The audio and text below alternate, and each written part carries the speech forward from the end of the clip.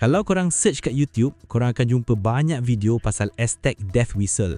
Relik purba yang bila ditiup, dikeluar bunyi macam jeritan manusia tengah kena seksa. It's a fascinating piece of history.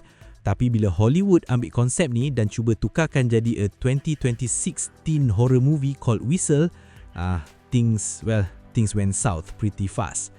Hari ni, aku nak ajak korang bedah kenapa filem Whistle ni bukan setakat tak best, tapi dia sebenarnya awful and dumb. Kita kena tengok macam mana satu idea yang ada potential gila boleh hancur sebab lazy writing, forced tropes dan identity crisis yang kronik. Before aku continue, please subscribe the channel and like the video. Really appreciate your support.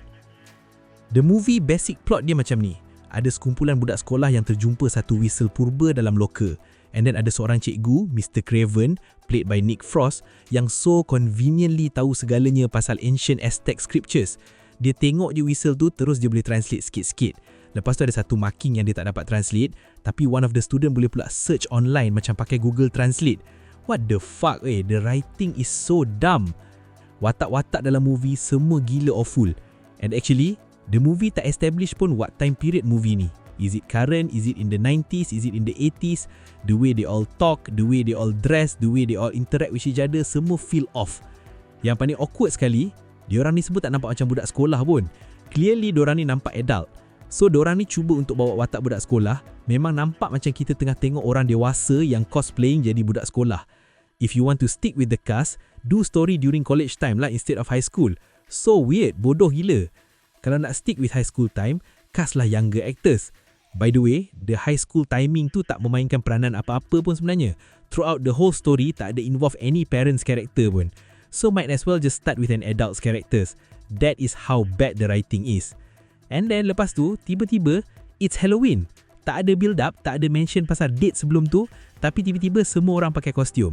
Kenapa? Sebab screenwriter dia perlukan alasan yang convenient untuk buat scene dalam satu fun scary house cunning world.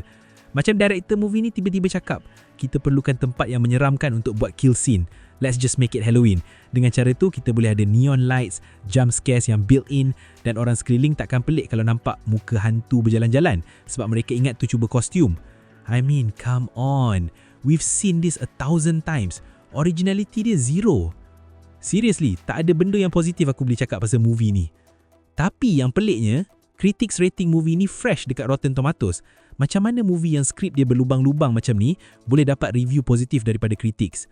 Kalau korang baca review-review tu, kebanyakannya bukan puji pasal horror elements atau pacing.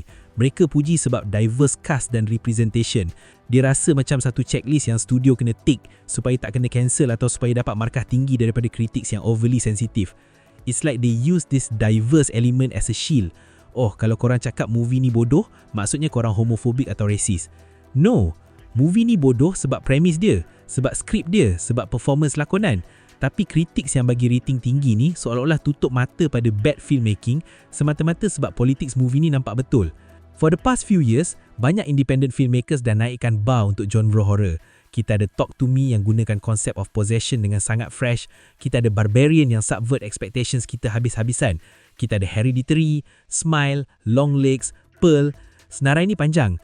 Filem-filem ni berjaya sebab mereka ada soul. Mereka faham yang horror bukan sekadar pasal benda tajam masuk dalam badan, tapi pasal psychological impact dan atmosphere. Whistle pula rasa macam satu produk yang keluar dari kelang. Kita perlukan satu curse object, kita perlukan budak sekolah, kita perlukan sikit woke elements untuk critics.